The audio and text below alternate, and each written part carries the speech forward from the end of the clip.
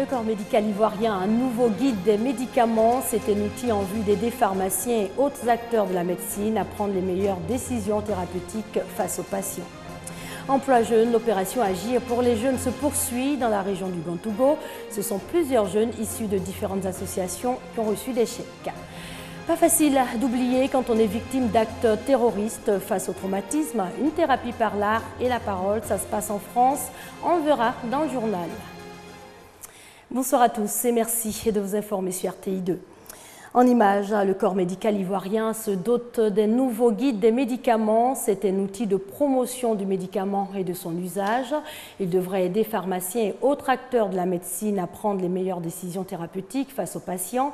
Le guide est élaboré par le Programme national de développement de l'activité pharmaceutique et la direction de la pharmacie, du médicament et des laboratoires de Côte d'Ivoire. On parle emploi jeune, l'opération Agir pour les jeunes lancée dans le district du Woroba se poursuit. Dans la région du Gontougo, ce sont plusieurs jeunes issus de différentes associations qui pourront réaliser des projets générateurs de revenus grâce aux chèques qui leur ont été remis. Alvorassa. Ce sont 210 projets de 26 associations de jeunes du Gontougo qui vont être financés à hauteur de 105 millions de francs CFA pour cette première vague par l'opération spéciale Agir pour les jeunes. Elle a été mise en place par le président de la République, Alassane Ouattara. Elle est conduite par le ministre délégué auprès du président chargé de la promotion de la jeunesse et de l'emploi des jeunes, Sidi Touré, et pilotée par l'agence Emploi Jeunes. Ce sont des prêts, il faut qu'ils remboursent ces prêts de sorte à ce que beaucoup plus de jeunes puissent en bénéficier. Pour le ministre également, cette opération va s'étendre sur l'ensemble du territoire. Il invite donc les organisations des jeunes à monter leurs projets. Il faut qu'ils soient patients, il faut qu'ils se préparent, qu'ils montent des projets et qu'ils attendent fermement l'agence Emploi Jeunes qui se rendra vers eux ou même qui peuvent se déplacer vers l'agence Emploi Jeunes pour commencer à déposer leurs projets. Avec le président Ouattara, c'est de la réalité et les projets des jeunes seront pris en compte véritablement. Les cadres du Gontougo et les institutions financières qui accompagnent l'opération soutiennent que ce programme est salutaire. Si quelqu'un veut faire du commerce, il faut que la personne s'asseye pour vendre. Si quelqu'un fait de l'élevage de porc ou de poulet, il faut que la personne soit dans sa ferme. Si quelqu'un, en tout cas, fait de l'agriculture, il faut que la personne accepte d'aller au champ. Voilà, donc on ne peut pas dire qu'on est opérateur et puis c'est d'autres personnes qu'on met devant. Donc vraiment, je voudrais que la jeunesse du Gontougo s'approprie ce projet.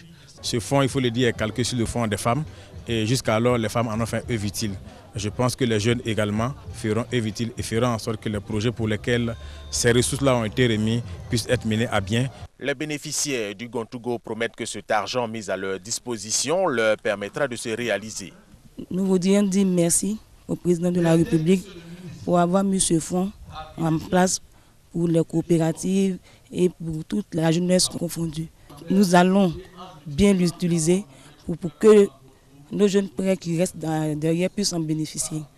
Rappelons que le fonds mis à la disposition de la jeunesse ivoirienne par le chef de l'État, Alassane Ouattara, à travers le programme Agir pour les jeunes, est estimé à plus de 4 milliards de francs CFA.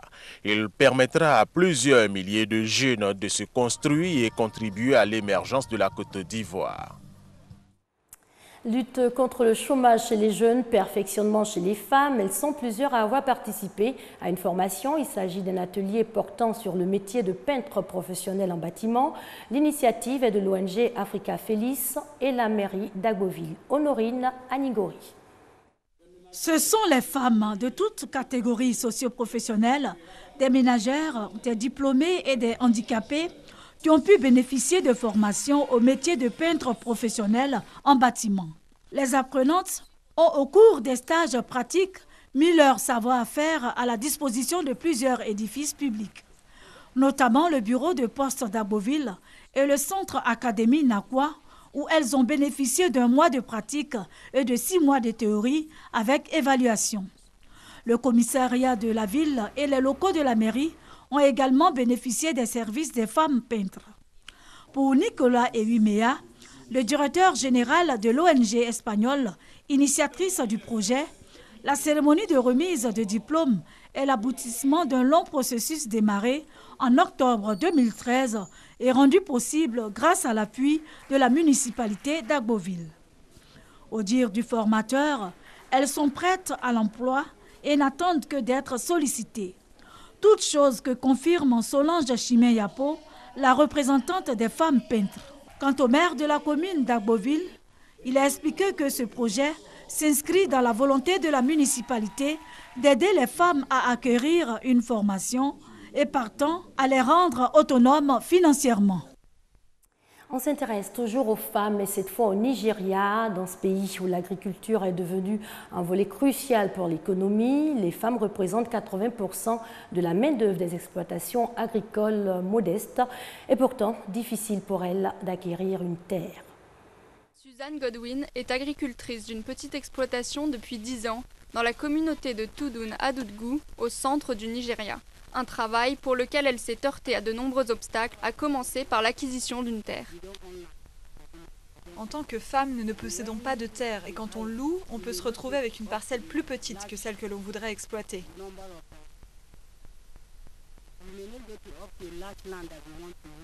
Suzanne n'est pas la seule agricultrice confrontée à ce problème. Au Nigeria, les traditions et les coutumes sont souvent un frein aux ambitions des femmes. Conformément aux traditions, une femme vient d'une autre famille dans le but d'être mariée. Par conséquent, seul son père ou son mari peuvent lui faire don d'une terre. Elle n'a aucun droit d'en acheter une.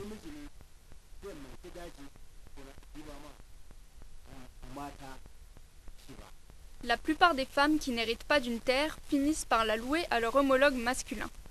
Une situation qui crée des tensions, car si les récoltes sont mauvaises, les hommes n'hésitent pas à reprendre leur terre. En général, on loue une terre pour 5 ou 3 ans. Après négociation avec le propriétaire, on utilise du fertilisant pour mieux exploiter la terre. Et c'est à ce moment-là que l'homme revient et décide de reprendre son exploitation.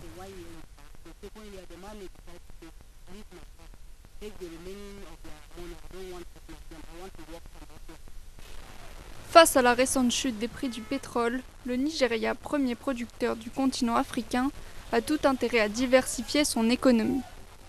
Dans un pays où les femmes produisent 65% des produits locaux, miser sur l'agriculture implique un changement des mentalités. L'ONG Oxfam lutte pour l'émancipation des agricultrices. Pour le moment, elles sont encore désavantagées par certaines pratiques culturelles qui persistent. Tant qu'elles ne pourront pas acheter, elles n'auront pas de parcelles.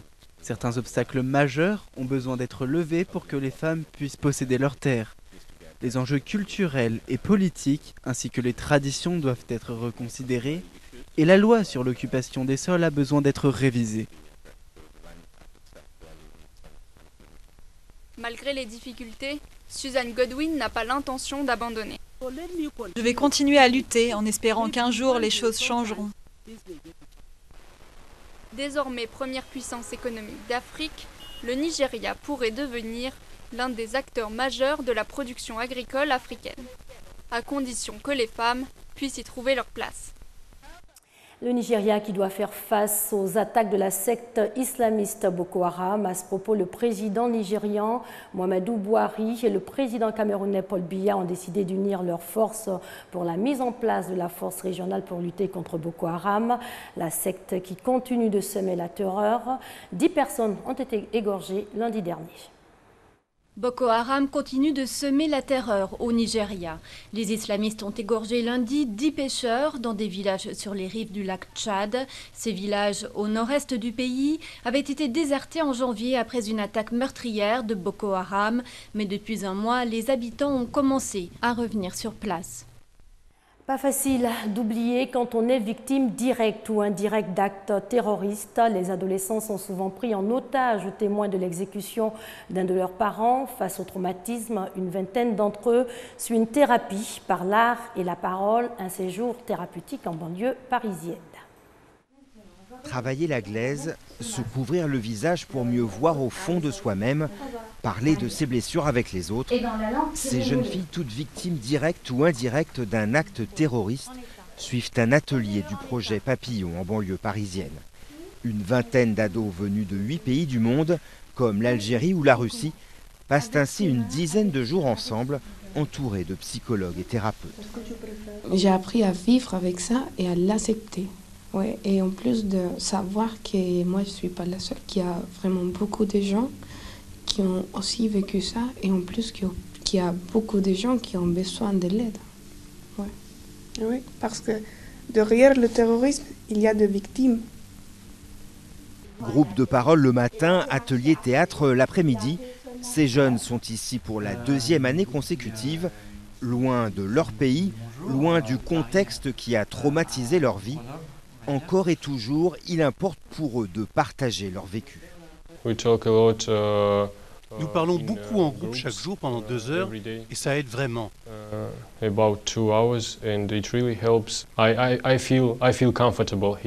me sens à l'aise ici. Le projet Papillon est financé par l'Association française des victimes du terrorisme.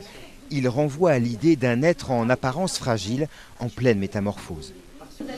On sent en tout cas pour quasiment tous, ils ont cette maturité intellectuelle qu'on n'a pas observée chez d'autres. Ils ont cette facilité de mettre une distance entre eux et les autres. Certains n'ont même pas eu la chance de pouvoir amorcer ce travail dans leur pays d'origine où le terrorisme est récurrent.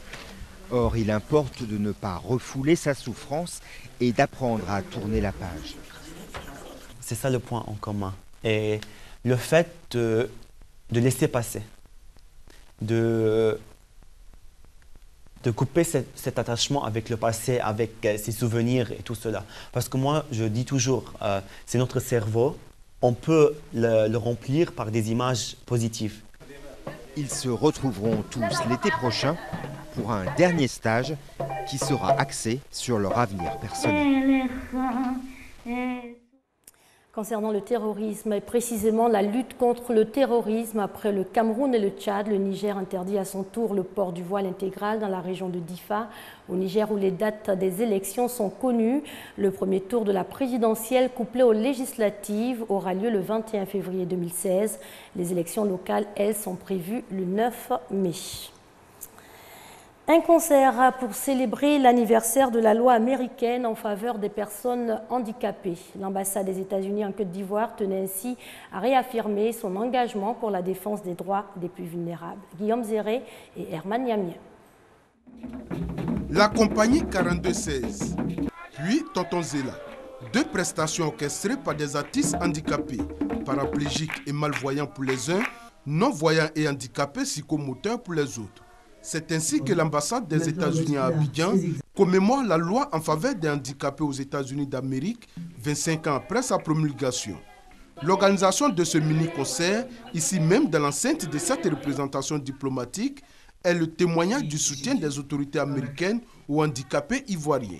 J'exprime l'espoir qu'ici en Côte d'Ivoire, il y aura des lois similaires qui permettent aux personnes vivantes avec un handicap d'avoir accès et d'exercer tous leurs droits civiques.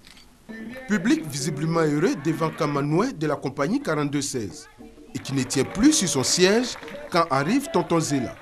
Des défavorisés de la société qui égayent des foules au même titre que les mieux portants, ce qui leur fait dire que l'acquisition de leurs pleins droits est une urgence. Ne serait-ce que nous imprégner davantage de ce qui est fait, comment les personnes vivant avec un handicap aux États-Unis se sont unis pour parvenir à faire appliquer la loi en leur faveur. Nous sommes ici pour l'éveil des consciences, pour que nos personnalités aussi, nos responsables, puissent appliquer les lois et les décrets en faveur des personnes handicapées.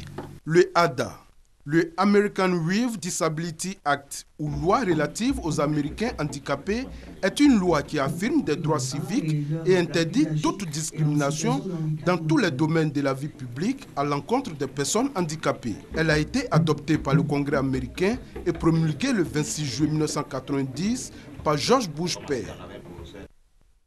Découverte d'un débris d'avion sur l'île française de la Réunion. Le débris pourrait être celui d'un Boeing 777. Il pourrait provenir du vol MH370 disparu.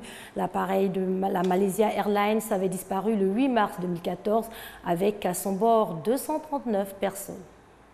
L'enquête se poursuit pour déterminer l'origine du débris d'avion retrouvé sur l'île de la Réunion. L'hypothèse qu'il provienne du vol disparu de la Malaysia Airlines est désormais envisagée. Selon le Premier ministre malaisien, le débris vient très probablement d'un Boeing 777. Le vol MH370 a mystérieusement disparu le 8 mars 2014 avec 239 personnes à bord.